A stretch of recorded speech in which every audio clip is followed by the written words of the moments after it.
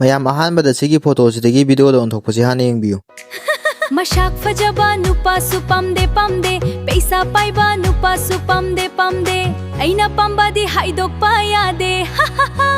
Siguma video ji Instagram da hoji yam trending oiri akoina apamba isaigi lyrics sing hapchalaga yamna line up free da semba yai. Mayam ahanbada sigi video ji semnabagi prompt do agi YouTube ki description da yarabani aduda changbira matungda sida leireko prompt do ado sije copy tawbiro sibuk chingdarakan mayam hojik Gemini Pro do free da tha trampan phangbagi offer ama leba adugi offer do kamai tora phangani habdu de ena sigi video sida takchagrabani adugi video do agi description da hapabani sigi video ji yengthokpiro aduga pro do claim thokpiro mayam adudi video ji semnaba Google Gemini da lakpiro sigi Gemini ji changbira matungda sigi plus da nambiro plus da matungda sigi video thaba sigi option je sida mu nambiro adugi matungda photo tha na ba sigi option je dong nambiro aduga adongi gallery degi adongi photo ma thagat piro ko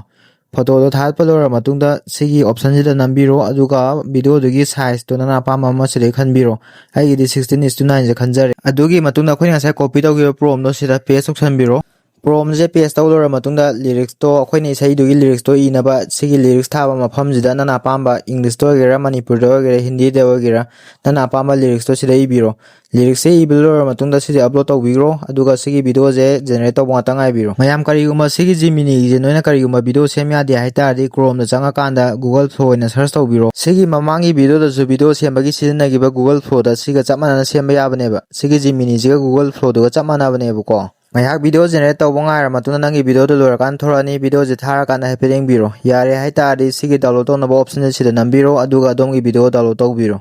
Mashak fajaba nupa su pamde leirik hey basu pamde gyan taba su pamde aidi ha ha ha.